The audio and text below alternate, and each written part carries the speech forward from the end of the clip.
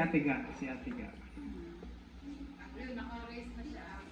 I state your name. I, Andre Lim, Have been elected as have been elected as board of trustees of Tribal Mission Foundation International Incorporated.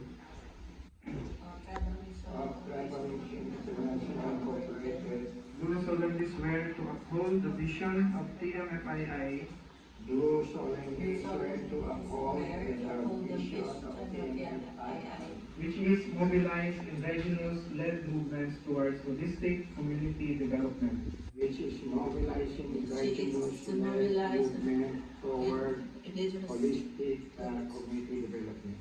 As an elected trustee, As an elected trustee, I will abide by and uphold the bylaws and biblical principles by which TMFII was established, I will abide by and uphold the bylaws and biblical principles by which the TMFII was established. demonstrate Christ-likeness in my service, Demonstrate Christ-likeness in my service. Christ-likeness in my service.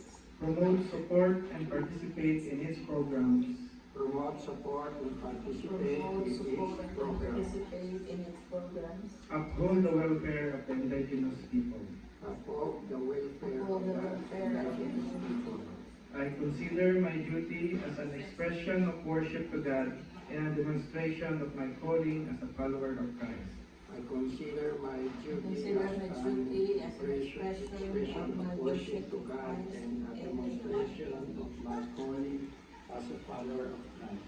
So help me God. So help me God. Congratulations.